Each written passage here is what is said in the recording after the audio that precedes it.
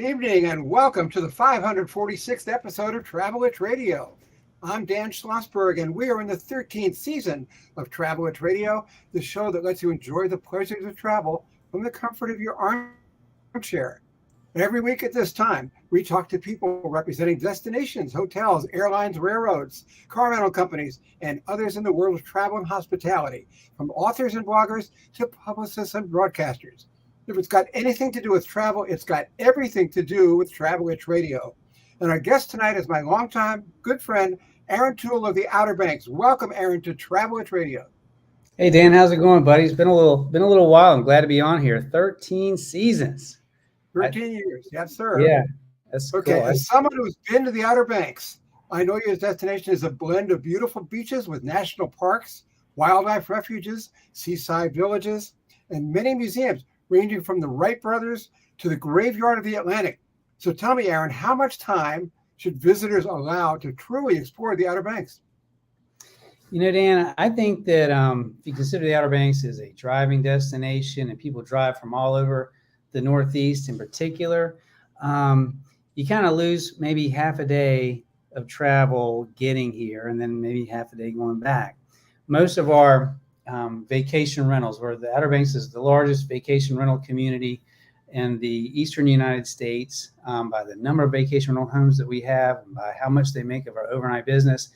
And they typically rent for 7 days. So and it seems like they've got it right. So I would recommend about a week. We have islands that run 150 miles or so that make up the Outer Banks portion of the coast, and each one has its own personality and vibe. So, you know, if you spend a day on each one, 1 or 2 days on each one, I think it's about right. You know, you can do it in half a week, but if you had your way, or if we had ours, you'd stay a full week. Okay. Is it true that the OBX features 4 islands, 3 national park sites, and a handful of national wildlife refuges best explored by car? Yeah, you're absolutely right. The Outer Banks, or OBX, as we're sort of shorthanded among our fans, is an incredible string of barrier islands off the coast. It's got 4 main islands. One of them, Body Island, it's spelled like Bodie, but it sounds like Body, and that's sort of the area that we also kind of call the northern beaches. So that's got the towns of Duck, Southern Shores, Kitty Hawk, Kill Devil Hills, and Nag's Head. We've got Roanoke Island with the town of Manteo, home of the Lost Colony, and there's the Fort Riley National Historic Site, which we'll get into later, that's there. Wright Brothers National Memorial, where the Wright brothers first flew, is actually in the town of Kill Devil Hills, but at the time that the Wright brothers flew, there was no Kill Devil Hills. So Kitty Hawk next door gets the credit as the birthplace of flight. And then we have Hatteras Island as you continue south. That's in the heart of the Cape Hatteras National Seashore. It's America's first national park space that was created as a seashore. It opened in 1953. It's the largest stretches of undeveloped beaches on the East Coast that you can easily visit by car along NC-12 highway. It's a 2-lane road. We call it the Outer Banks Scenic Byway. And then finally, you have Ocracoke Island, which is at the southern end of the Cape Hatteras National Seashore. It's an island by itself. It's 14 miles long. And then there's, of course, the village of Ocracoke, where some people might know in your audience that where Blackbeard was killed a long time ago. Can people actually drive a Cape Hatteras National Seashore? You sure can. So NC-12 highway runs right through Cape Hatteras National Seashore. It actually runs the extent of the Outer Banks from almost the Virginia line down south through Ocracoke. You have to take, there's a couple bridges that you cross, and then there's the ferry to Ocracoke Island, which is in North Carolina is considered an extension of the highway. So even though you're floating on a boat, you're still on NC-12 highway if you're on one of the automobile ferries. It's recognized as one of the 3 national scenic byways in the state of North Carolina. So it has that recognition for the cultural immersion that you get to experience way before the Outer Banks became famous for its beaches and tourism and fishing and that kind of thing, at its very heart were boat builders, commercial fishermen, and pilots that helped you get around the Outer Banks and shipping and things like that. As the early communities in North Carolina were up the rivers up in the Sound, so you had to get people past the Outer Banks and up that way. So there's that cultural immersion that gives the Outer Banks National Scenic Byway its sort of meat and potatoes. But then you have the national park that the same road runs through under sort of a different designation. And then you also, as you're going through the northernmost 13 miles of Hatteras Island, is actually a further designation called Pea Island National Wildlife Refuge. It's the same island, but it's a national bird sanctuary. It's like 13 miles long. And so that's a great place for bird watching, which we'll talk about later as well. So to answer your question, yes, you certainly can. And what about horse watching? Look at this picture.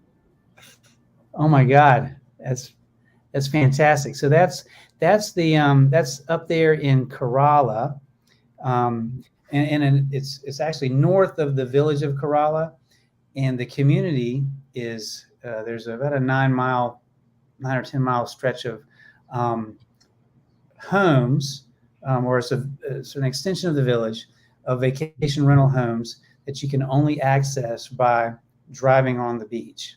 And then they back up against another natural wildlife refuge. And these horses that are descendants of some marooned Spanish Mustangs from 5 centuries ago, when even before the English, the Spanish were exploring North America.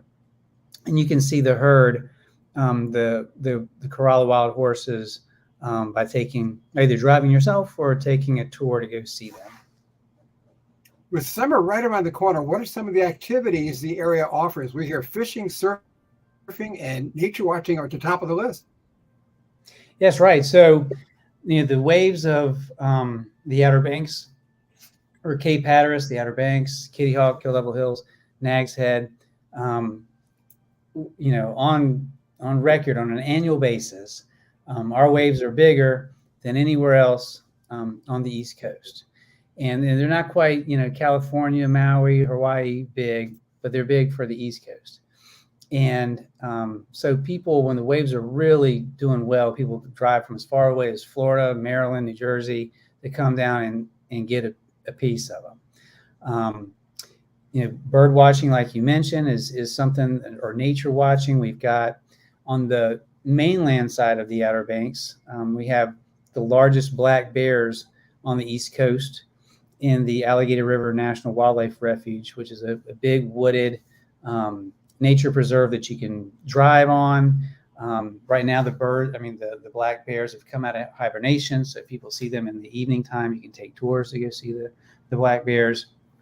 Fishing is perennially amazing on the Outer Banks, especially just casting a line off of the beach or the surf. We have several area fishing piers along those 150 miles. And then, of course, deep sea fishing in a charter boat. You can head out to the Gulf Stream. As I understand it, the state of Florida and the state of North Carolina are the two states that get closest to the warm Gulf Stream waters, where a lot of things like tuna, marlin, mahi-mahi like to swim and spawn. And so it's really great recreational charter fishing out here. So there's a lot of really neat stuff to do. You can take equestrian horse safaris through the maritime forest of Buxton and take a 2-hour guided tour out onto Cape Hatteras with companies like Equine Adventures that are in the 4x4 area, and or go drive in your 4x4 Jeep or truck that you drove down to the Outer Banks and take it on the beach with a proper permit from recreation.gov. Well, as an astronomy enthusiast myself, I love the idea that Cape Hatteras National Seashore has dark skies perfect for seeing stars and night photography. Yeah, that's right. It's like stepping into a whole new world at nighttime. The stargazing here is like out of this world, thanks to the low light pollution and tons of undeveloped land. I mean, if you put the numbers right, the Outer Banks is mostly undeveloped by share of where people live versus the national parks, the state parks, the national wildlife refuges. It's easily one of the best places to see stars and planets. And I remember the very first time I grew up in the Raleigh-Durham area of North Carolina. And I remember the very first time I ever saw the Milky Way was on the Outer Banks on the North Carolina coast. And until you see it for yourself and someone points it out to you, you won't believe your eyes. It's pretty amazing. So there, unlike other areas of, even when I moved here, it took some getting used to. In other areas, you have suburbs that have street lights and lamps, but out here, in most of the neighborhoods, you don't have street lights at night. People that live here really like the dark sky and low light pollution and enjoy looking up. So some really great, if you're an amateur or a professional photographer, this place is pretty amazing. Well, I got to tell you, when I was a kid, I had a toy planetarium that you could make your room dark, plug this thing in, and it would project stars all over your bedroom. I thought that was great. I really loved it. But down at the Outer Banks, it's for real. Oh, for sure. I remember every once in a while, whenever things like the Perseid meteor showers come in, I would go into like Jockey's Ridge State Park or Coquina Beach down a couple miles into the National Seashore where there's no buildings. And if you could lay on the back of the bed of your pickup truck or lay on the beach or whatever and like look up, you don't get that peripheral glow of light pollution from the villages. Even that's the one thing about the Outer Banks is like, even though a lot of people love to come here year round, especially in the summertime, there's some great things to do in the off season too, but we're still not a very big community. There's height restrictions on our buildings. There's other things that keep it feeling like a small town community in a large geographic area, but there's a community tightness that makes it feel very small, and people enjoy coming here to experience that kind of stuff. So in that, even though we might be busy, we're not busy enough to cause light pollution, and the dark night skies are really amazing. And no neon, right? No, not much. No, it's we're not. When I think of neon, I think of like a city that happens to have a beach or a big boardwalk community, and there's a few of those that are great places to visit north of the Outer Banks. But the Outer Banks itself, we don't have a concrete boardwalk or one place that everyone goes to experience shops and nightlife. It's pretty spread out. So when you go to the beach, you really kind of go to the piece of beach that happens to be in front of your hotel, or it's 1 or 2 blocks away from whatever house you're staying at, or one of the many beach parking accesses that might be close to your house, or and so the density is still low density. Everyone's really spread out across all that space. You can go into the National Seashore in July and park on the side of the road and step out over the dunes and not see anybody else in certain places. I mean, you can drive for 30 minutes and you're just out in the beach wilderness. And that's another thing I'll bring up really quick, is that before I forget, the Outer Banks, it's all free parking. So there's no parking meters, there's no quarters, dollars, credit cards. If there's a parking spot that's designated for people to be at, it's free, and there's no the only permit that you might want to buy from a motor's point of view is getting a pass at recreation.gov for either a 10-day or an annual beach driving permit that you would do if you were a 4x4 enthusiast and you want to drive on the beach to access recreation, and you would do that recreation.gov. in the towns of Kill Devil Hills and the town of Nags Head, you can drive on the beach in front of those communities in the off season after a lot of the visitors have gone, just for safety reasons. So it's a great thing to do for fishing in the fall, winter, and early spring too. About Cape Hatteras, we have to mention the graveyard of the Atlantic Museum, which with exhibits that range from pirates to shipwrecks, not to mention the USS Monitor of Civil War fame. Please tell us. Yeah, the graveyard at the Atlantic Museum in Hatteras Village is really one of my favorite attractions out here. They have in that you bring it up. They've been closed for over a year, and they're opening up in May. So they're opening up in a couple weeks as a fully renovated, brand new experience. They focus on maritime history.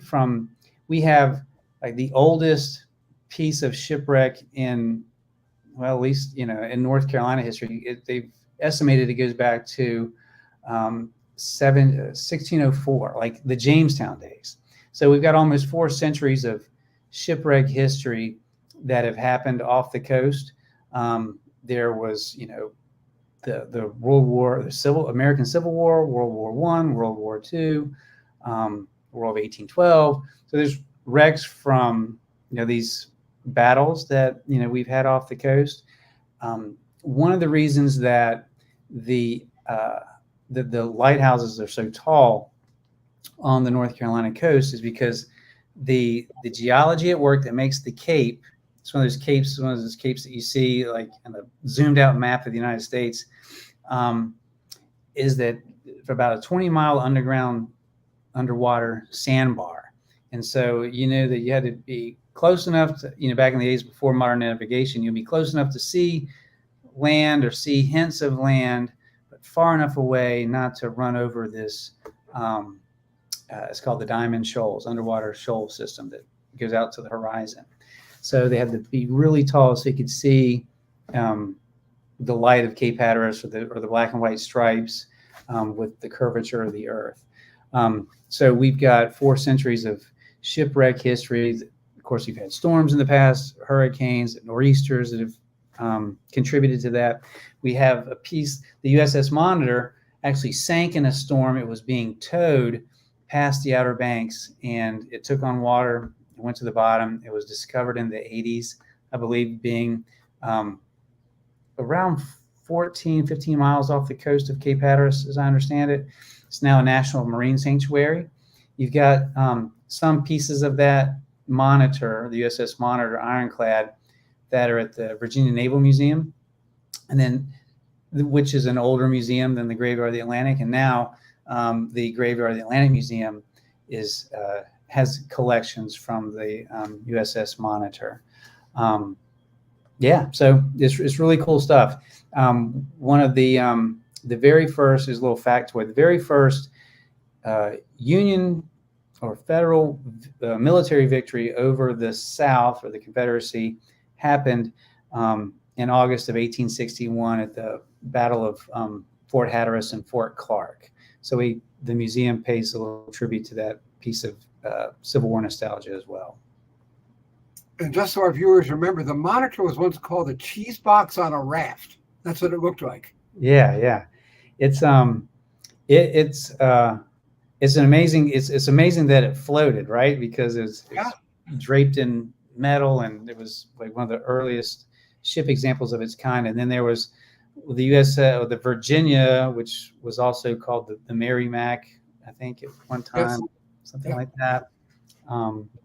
So some really cool history that's out. Here's another fact about the Graveyard Atlantic Museum. There's a U.S. Weather Bureau station right around the corner. It's the National Park Service building. Back in the early days, late 1800s, early 1900s, what we now know as the National Weather Service was known as the U.S. Weather Bureau. And so they had these outposts, of which the Hatteras Station, U.S. Weather Bureau, from the 1900s, like 1903, I believe, is one of the only ones in existence that's been restored to its original form. That's not that someone hasn't bought and moved and turned into a house or something like that. They found when the Titanic was sinking, this Weather Bureau received the first distress signal from the USS Titanic, and which was supposed to be an unsinkable ship.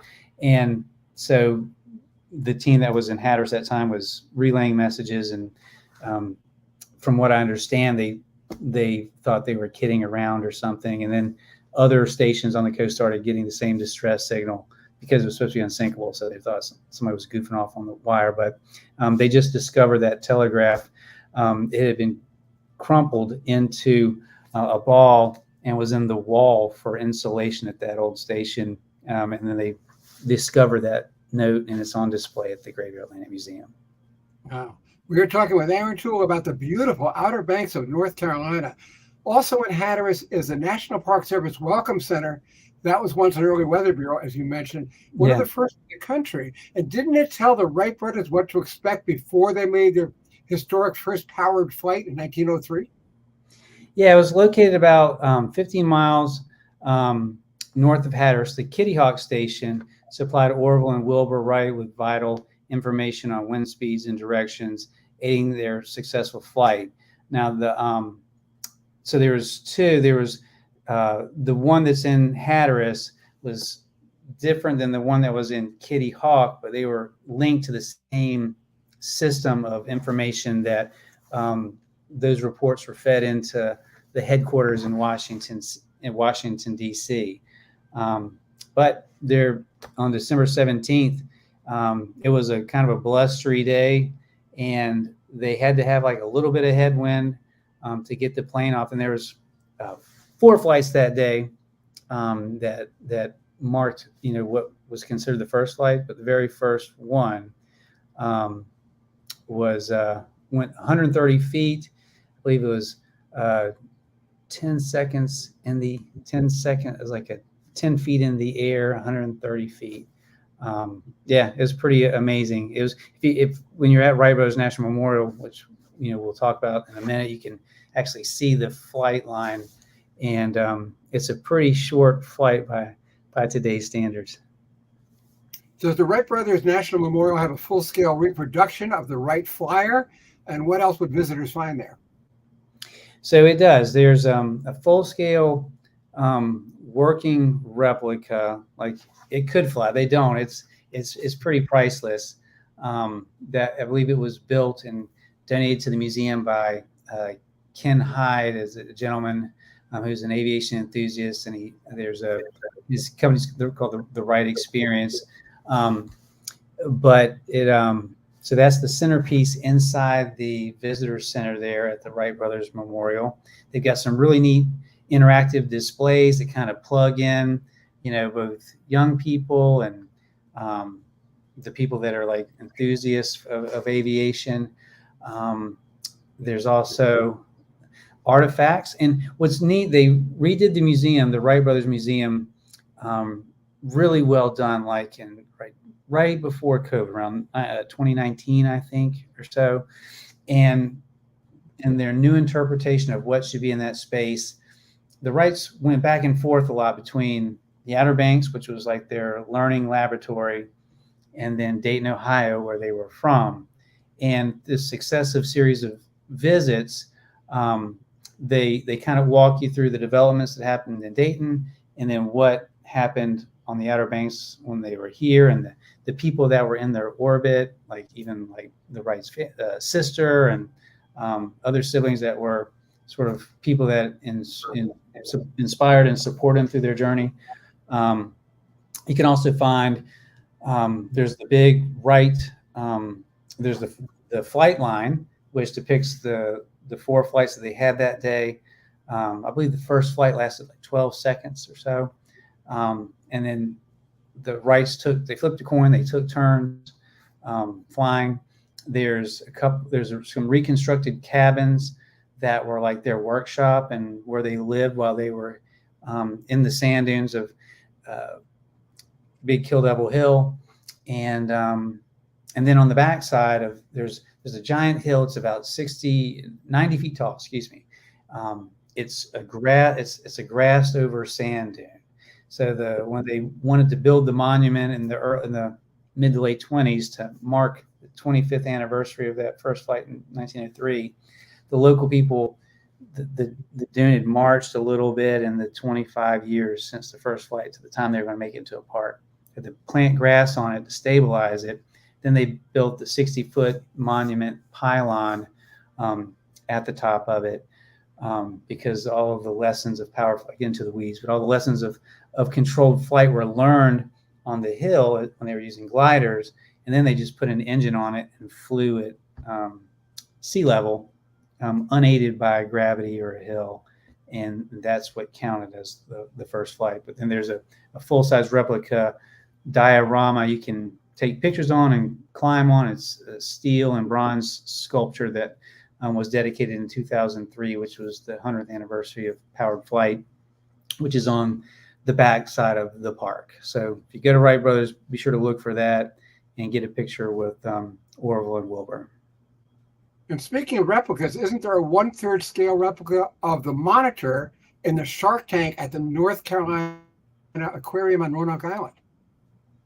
Yeah, so there is the North Carolina Aquarium on Roanoke Island is one of 3 aquariums that are state aquariums, and in their I guess they've got the graveyard, the Atlantic Tank.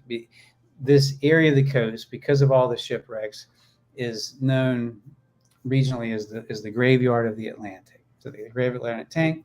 They've got sand tiger sharks and a bunch of other pretty good sized game fish that are inside this tank. And then as like you would have in an aquarium, they've got a 1/3 scale replica of the USS Monitor that's sitting on the bottom that fish and sharks hide in, and it's resting and it appears as it does on the bottom of the ocean, off the coast of Cape Hatteras. So it's kind of a neat way to acknowledge the significance of Cape Hatteras, both in times of peace and war, as a place where the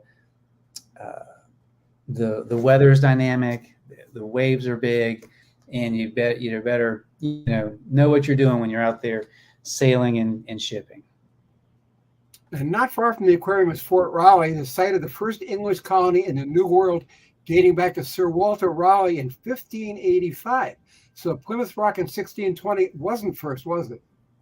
No, it's the lost. Some people have heard of the lost colony of Roanoke or the lost colony of Manteo. There was 3 voyages. One was in 1584 as a voyage of discovery. They came back with a military colony in 1585 and 1587 was a colony of men, women, and children that was intended to perpetuate itself. As families and couples that had come out here to, make a new life, raise children of their own. In fact, the very first English-speaking child, English European child in the New World, or what would become America, was Virginia Dare, and she was born in August 18th of 1587, and which is really neat. So, and she was named Virginia after the Virgin Queen Elizabeth I, and at the time that the entire plant a flag and claim it all as Virginia was a tribute to Queen Elizabeth I. So a lot of the time people are thinking that that Jamestown, Virginia, or Plymouth Rock was the first English settlement, but it turns out that little old Manny on Roanoke Island on the Outer Banks is really where some people think that the British Empire got its start. And quick fact that Sir Walter Raleigh, whom the state of North Carolina's capital, Raleigh, North Carolina, was named after, never actually set foot on American soil. He was the organizer, the director, the planner, the one that saw opportunity overseas from the UK, it was now the UK, and he never got to come himself, but he really believed that England needed to be invested in the New World. So, and here we are. I want to tell our viewers that you're tuned to Travel Itch Radio, now in our 13th season with Dan Schlossberg and usually Roger Noriega, but not tonight. Check us out on iTunes, LinkedIn, Instagram, or the Travel Itch Radio Facebook page, among others. And we're talking with Aaron Toole about the beautiful Outer Banks of North Carolina. Aaron, please tell our viewers about the Freedmen's Colony of Roanoke Island. Sure. The Freedmen's Colony, if you remember me speaking about how the very first Union military victory over the South happened at Fort Hatteras in, let me get the dates right, 1861. Right, lots of dates on the Outer Banks. In 1862, not too far away, in February, General Burnside, of whom who had that hairstyle that gave sideburns their name, occupied Roanoke Island. So that was a substantial piece of soil internally in North Carolina and in the South. And so what that created was a place where formerly enslaved peoples or people that were running away were coming to Roanoke Island.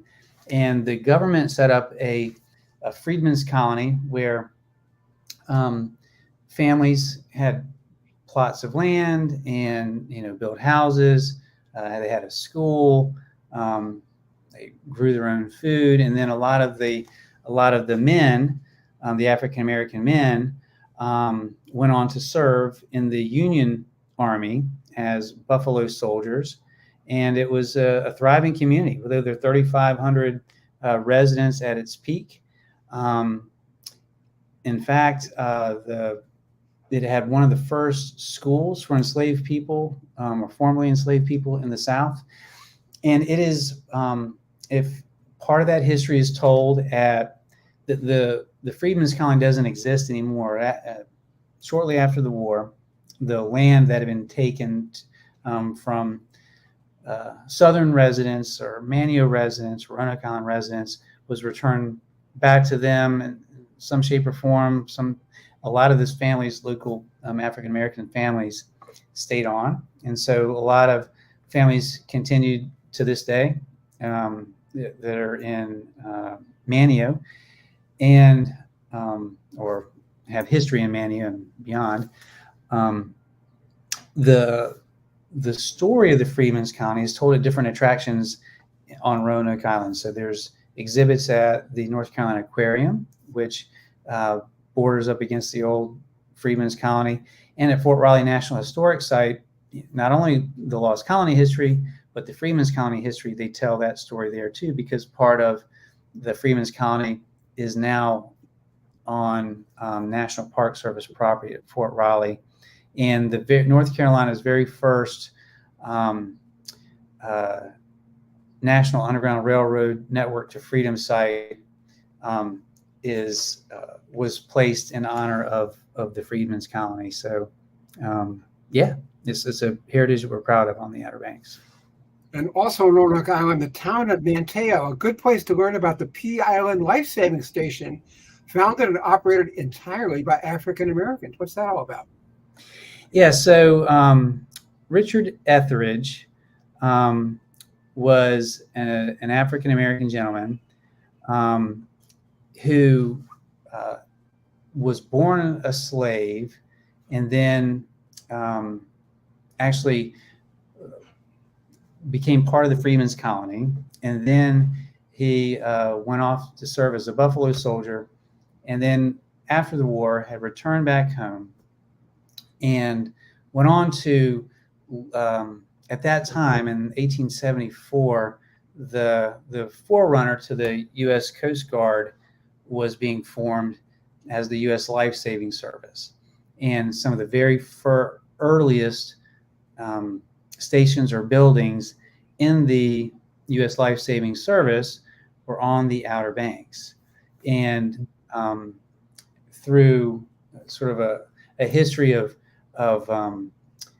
segregated African Americans and whites not being able to get along at this period of time on the coast. They separated them, and so Richard Etheridge went on to command an all-black U.S. life-saving service crew, certainly the first one in the country. And then there was other only white stations that were next door neighbors of theirs.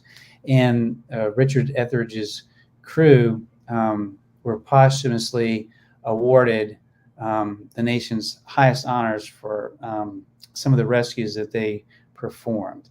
And while the original Pea Island station is not there, the original station of Pea Island burned down.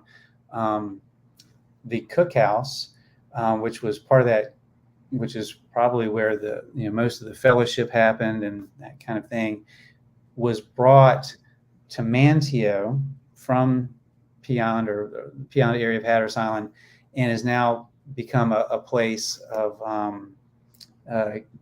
community and cultural significance. And so there's a statue of Richard Etheridge at what we call Collins Park, and it's a great place. It's one of the places that we celebrate that history. And Chickamaucomico Life Saving Station wasn't too far down the beach from the Pea Island original location.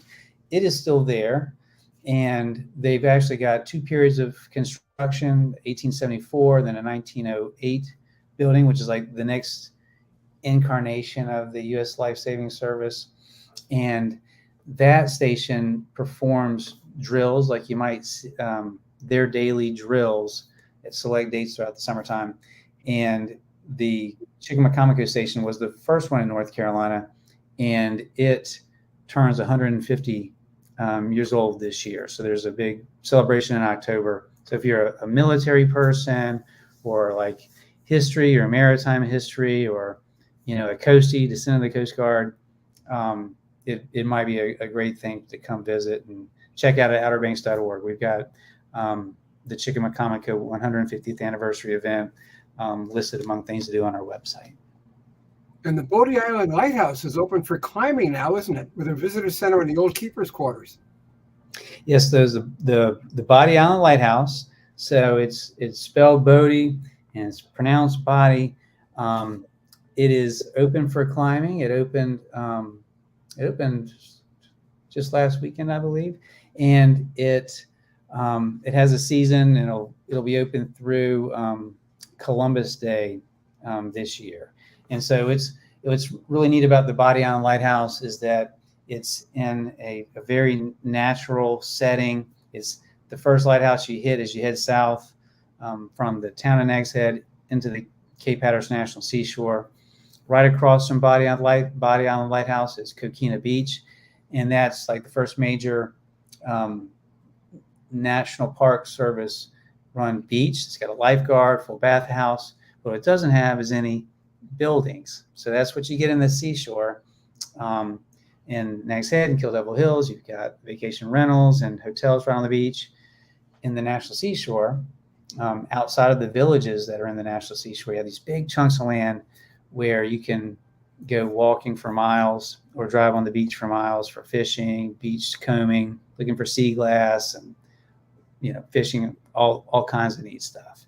But the Bodie Island Lighthouse it's the black and white one. It's black and white striped. And if you're a photographer, here's a little tip for you. If you ever come down, visit the Bodie Island Lighthouse, as you enter the parking lot, the windows of the lighthouse are in the black stripes.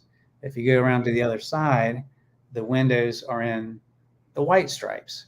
So the detail of the windows kind of gets picked out a little bit easier if you're a photographer from that side of the lighthouse. So that's my little free tip for you.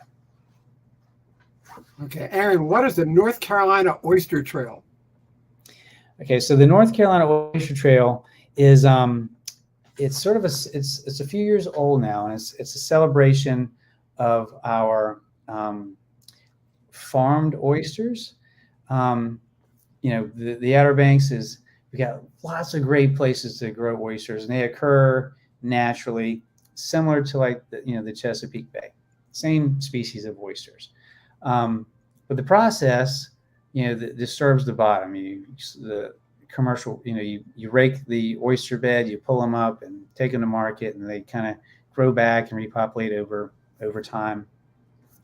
Farmed oysters can be done in special plastic,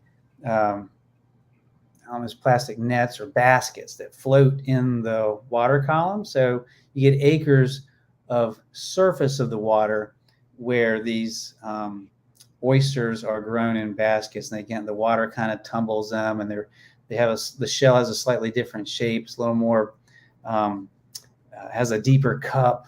It's not so long and skinny, but they're a little more rounded, and they make really great oysters on the half shell or Oyster Rockefeller restaurant presentation oysters.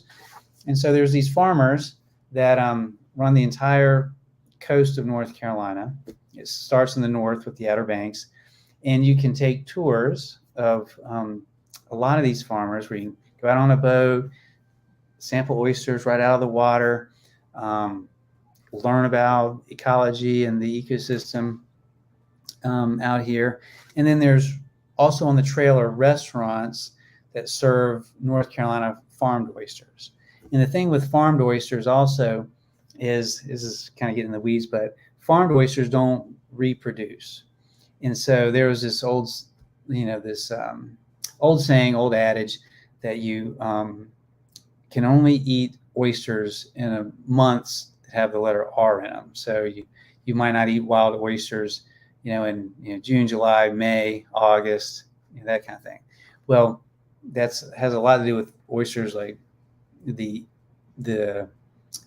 chemistry inside of an oyster as it's getting ready for mating season, that kind of thing. So they don't taste as good. So I've been told. But we just didn't eat oysters in those months when I was growing up. But with farmed oysters, because they don't reproduce and mate, they don't go through that process. So they're available year round. So it's sort of they're in growing popularity on the North Carolina coast. Talking about popularity and talking about food, we hear steamer pots of shrimp and crab to go are especially popular. True? That's right. So, you can get a steamer pot that's sort of been prepackaged for you. And all you got to do is swing by, pick it up, and take it and sort of finish it off at your house or your vacation rental house, or if your hotel has an oven or a stovetop. It's kind of like going out and buying a half-cooked pizza, from the refrigerated section, and then finishing off at your house. So there's restaurants like Sugar Creek or Steamers to Go where you can go just take the pot and all and take it home with you, and it's built into the price, and have a what they call a seafood boil, family style cooking with, it depends on if you want to have crab legs or lobster or just hard crabs, shrimp, and corn on the cob and potatoes and that kind of thing. So yeah, there's something for everybody, and you don't have to be, they're not hard to do, which is good. Okay, since the Outer Banks is just about the most popular rental house destination in the country, at least in the summer months, how far in advance should families book a stay? I would say that for June, July, and August vacations, people are booking in December, January, February. So, maybe 6 months out. People are together during the holidays. So it's during this period of time where a lot of people will discuss their summer plans. And if they're going to do a multi-gen travel or have multiple families come in and pitch in and get a house that's got 6, 8, 16 bedrooms, then, it usually requires a deposit of some point at the time of reservation. And then companies will allow you to pay off the remainder of that rental up until the time of close to the time of actually occupying the house. So if you're going to get if you find one that really meets your needs, whether you got little kids or you just got active adults, and with the pool or the indoor movie theater or game room or hot tub, whatever you might, or how close it is to the beach.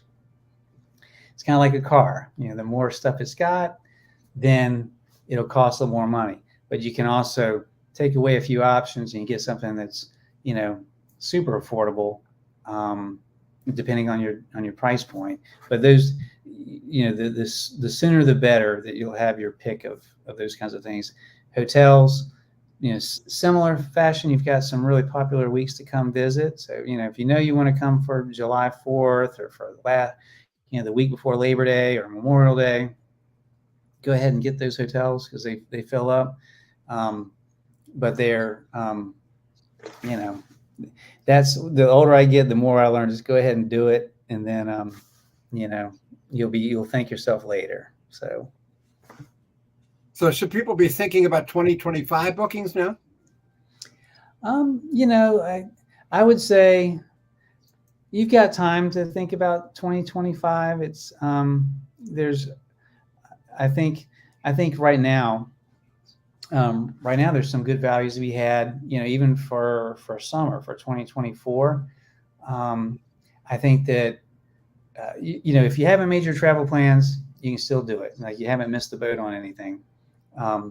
It's just that like July and August tend to book up quicker, and but people are starting to think about it right now. Of course, 2025, sure, but you can get your pick of the litter for 2025. Certain properties, it's like a tax return. Everybody's got a different story. With it, and certain houses have a longer waiting list than others to do, or certain hotel weeks are busier than others. But I think you'll be good. We got plenty of room for everybody. And I guarantee you'll find something that you like if you start taking a look right now and you haven't done it yet. Go to outerbanks.org, and we've got links to all of our local businesses, all the attractions, all the recreation we talked about. It's a really great starting point. And we got real local people that pick up the phone, give us a call at 252-473-2138, and you'll talk with only local people who live and breathe the Outer Banks. So we'd love to hear from you. Okay, our guest tonight on Travel Witch Radio has been Aaron Toole, longtime publicity director of the Outer Banks in North Carolina. A beautiful place. I recommend it. Go there. You'll have a great vacation. Thank you for being our guest on Travel Witch Radio, Aaron. Hey, thanks a lot, Dan. I really appreciate you having me. Hope you be well. And to all the listeners out there, give us a call. Okay, that's it for this edition of Travel Witch Radio. Now, this is Dan Schlossberg speaking, also for the absent Roger Noriega, saying thank you for your time this time. Until next time, next week, same time, same place. We'll talk to Larry Sieg, Chief Executive Officer of Visit Atlantic City. For now, good night and stay safe.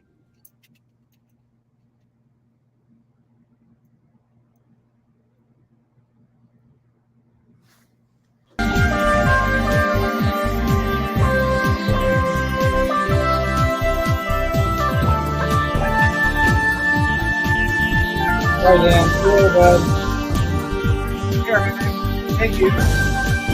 I appreciate it. Thank you for patient with me. I really enjoyed myself. Talk to you next time. Okay.